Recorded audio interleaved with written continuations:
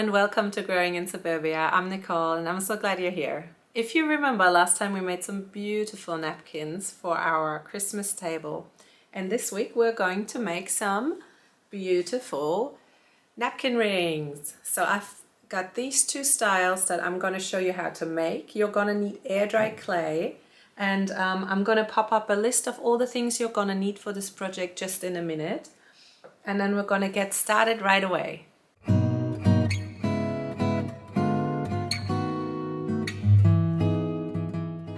So I did get myself some of those clay tools from Kmart. You don't really need those ones, but they might come in handy for some of the things. You can also just use a craft knife for a lot of them. Now I'm gonna cut my toilet rolls or paper cylinders in half here.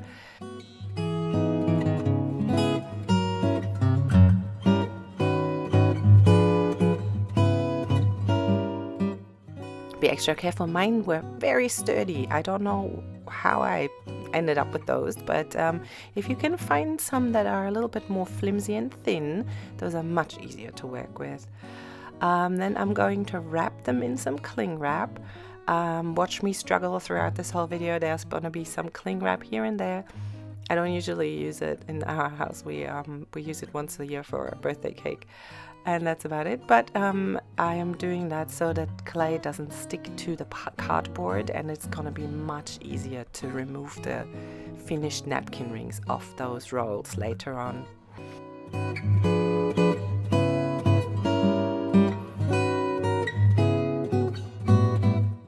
As usual, my cats were very interested in what I was doing.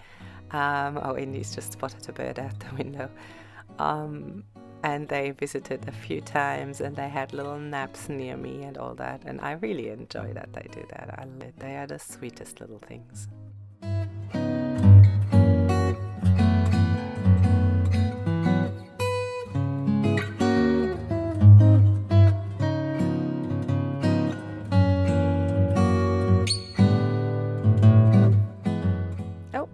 She's coming as well.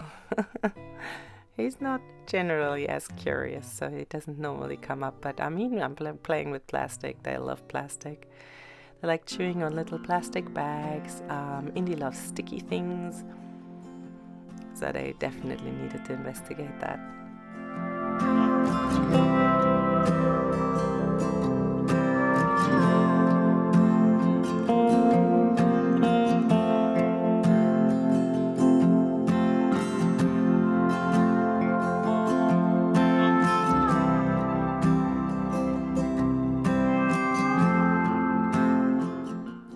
So we're going to wrap the rest of those in some cling wrap as well. As I said, to make sure that it's easier to remove them later. I'm using the DAS clay here because that's the best I could find. I did actually try the Kmart one as well as the Bunnings one, and as much as they are alright for ornaments, they are so crumbly I could not make it work at all for this project. But this clay is really nice to work with. It blends in really well. You don't have to knead it for too long, and it just comes out really nicely. So we're gonna get a decent amount out, but don't get too much because it does dry out, and then we flatten it out. I've got this little rolling pin which is from polymer clay, but you can use any one. If you use one that you use for your food, make sure you cover it maybe in cling film as well, so it doesn't get dirty or anything. And we roll it out to about 1/2 centimeter thick, which is about 1/4 inch if you work in inches. And it is just so nice and smooth. Yeah, that's about 1/2 centimeter.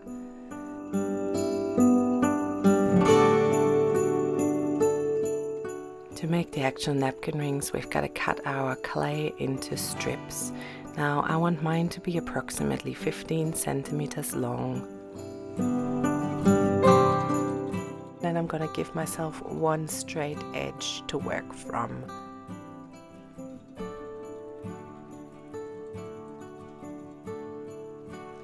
Now the thickness is 3.5 centimeters that I am going to make or the width more to the point is 3.5 centimeters. So that's how I'm gonna do my napkin rings. So I'm just measuring off the long edge, measure 3.5 centimeters, mark it, and then cut a long strip.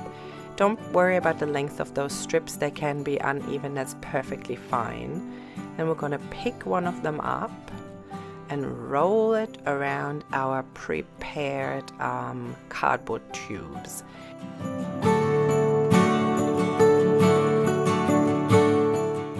Now you can see my one is a little bit too long, but that's absolutely fine. It's better too long than too short. Next, you're going to cut off the excess where they meet. Just showing you that here. Be very gentle and careful. Cut that with your craft knife. And there we go. Next, I'm going to have to stick those edges together. So I'm kind of roughening them up a little bit so they have a texture with this little tool out of the clay toolkit. However, you can use your craft knife for that as well. And then I'm going to moisten them a little bit, put a bit of water on so they stick together more easily. And I push them together, and then again I'm going to use just a little bit more water, make it nice and smooth. Now I'm smoothing it out a little bit with my fingers, but I will also use this tool to just like spread the clay over a little bit. Now take your time when you do that. You want those joints to be nice and stable.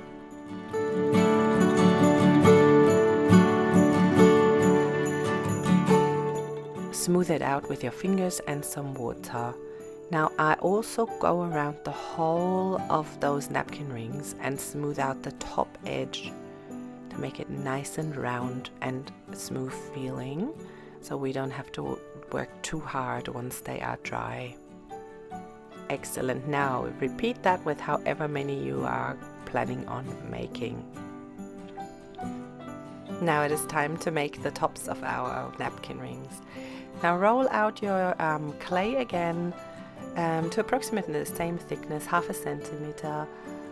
Choose your favorite cookie cutters to cut out the tops of your napkin rings. I chose a bow and a little gingerbread man as well. If you do not have cookie cutters, don't worry at all.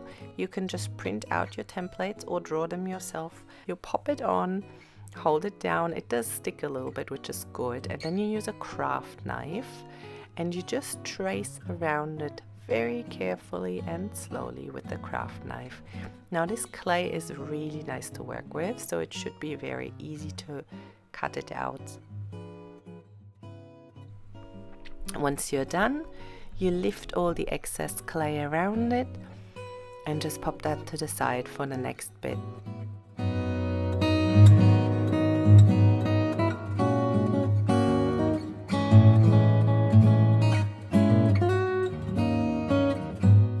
And then lift your cutout shapes off the surface and put them to the side so they can dry. We're not going to need those again until they are finished drying.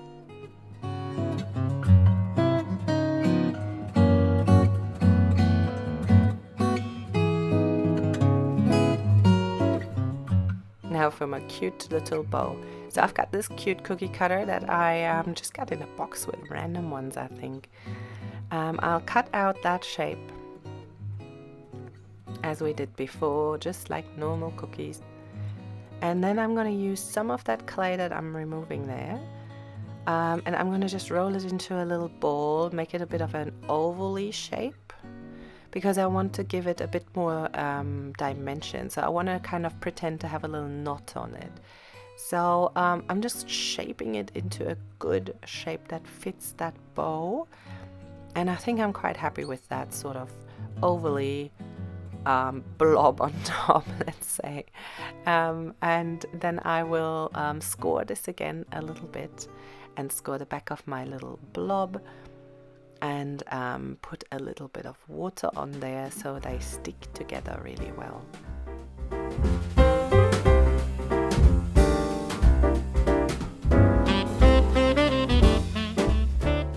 Now I also want to make sure it looks nice and Neat. So I'm taking a little bit more of the clay. I'm just adding some water because it's dried out a little bit. I'm taking a little bit more of the clay and rolling it out into a very nice thin sausage that I will put around my knot that I just made to make sure there's no gaps around it and it adheres really nicely.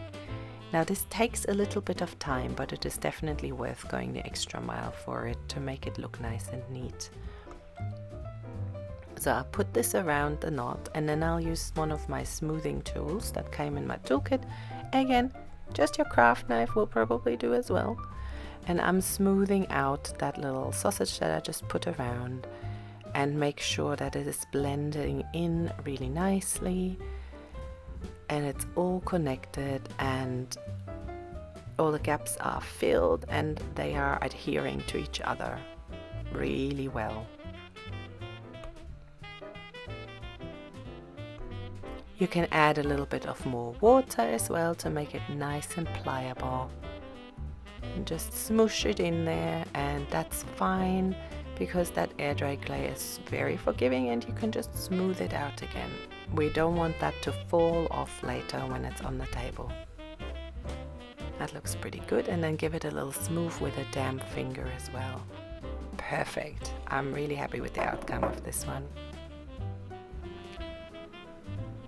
Now let's give the whole bow a little smooth. I'm just using a brush with water on it and my fingers to smooth out the surface and the edges as well to make it nice and smooth. That gives me less work later when I have to sand it. Alright, and once we're done with that, we're putting this to the side as well and just put them somewhere safe overnight for about 24 hours until they are dry. And then we're just gonna have a little relax and wait until the next day. Once your clay is dry, it's time for the next step. Now we are going to need a little bit of preparation. So you need some sandpaper. I am using the 241 because that's what I found.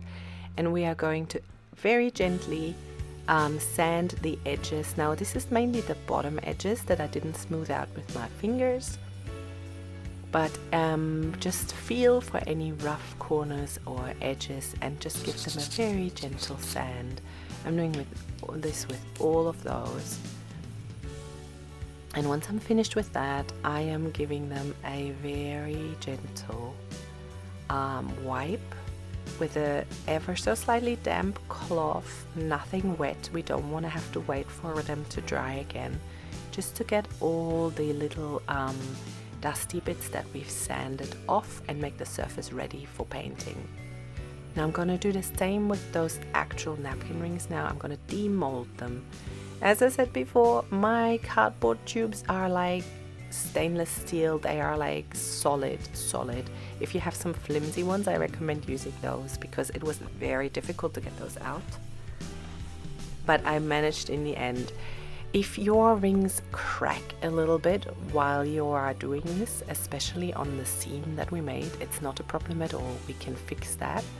Don't worry about it. Now I'm also giving those ones a light sand, and I will also make sure that they are dust free by giving them a little bit of a wipe down as well. And then after that we are going to be painting, so I will also make sure that all that dust is off my surface and my work area is nice and clean, because the dust will the paint adheres best to nice clean surfaces. I don't want any of that dust anywhere near it.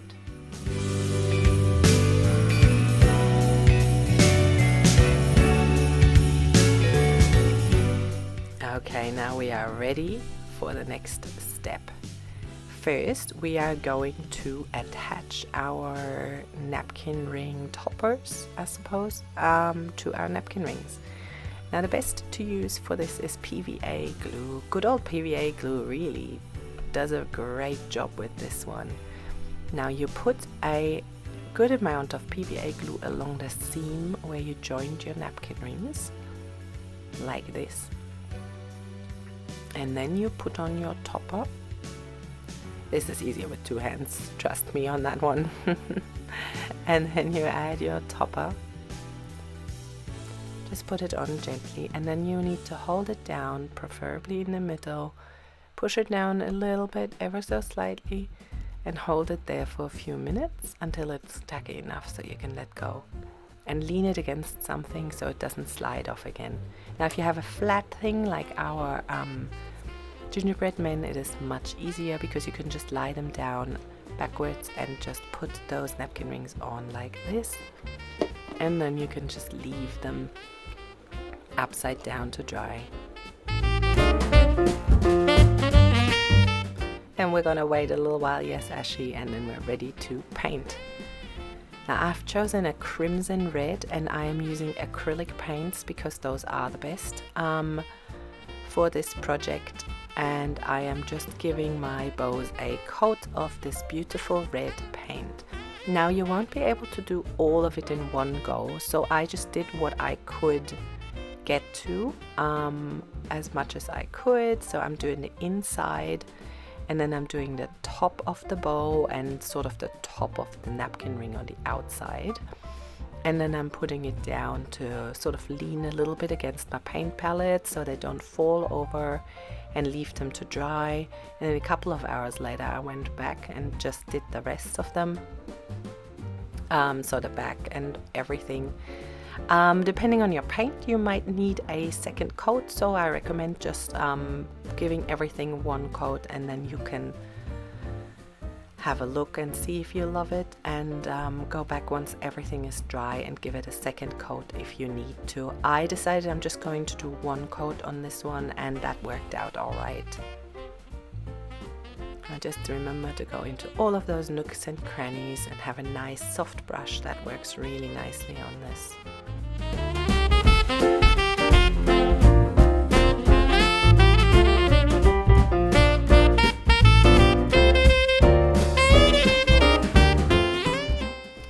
And next are our gingerbread men. Now for this I'm also using acrylic paints, and I'm mixing as burnt sienna with white. I've used a little bit too much white and had to add some more of the burnt sienna later. But if you want your gingerbread men a little bit darker than mine, you can also add more of the brown. It's totally up to you.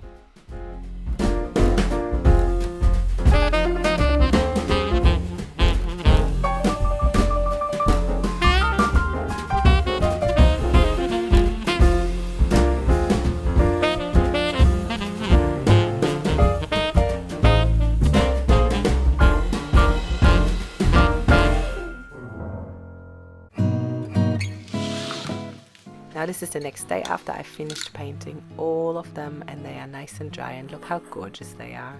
There might be a few touch-ups needed here and there, but overall I was very happy with that. Now for the finishing touches on our gingerbread men, you're gonna need a paint pen like the Posca ones to add some facial features. So just pop on some eyes and a little mouth, and I think they are absolutely adorable, and it is definitely worth doing this.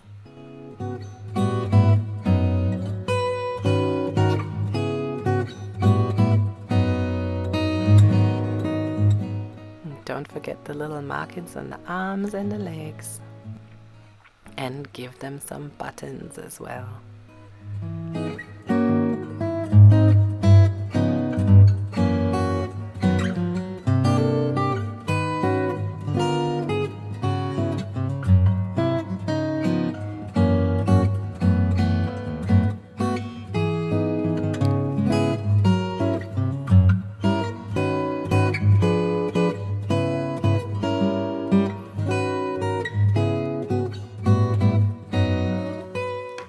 Aren't they just adorable? I love them so much. Let's have a look what our gorgeous napkin rings look like at the festive table.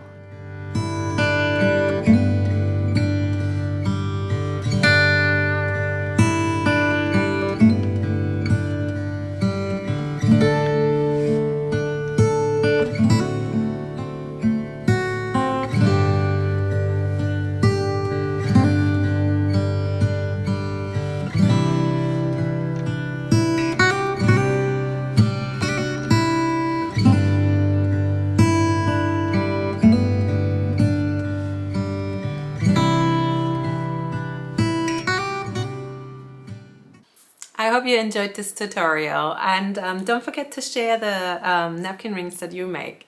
Christmas or otherwise, remember you can use this tutorial any time of year to make beautiful, beautiful napkin rings for your table.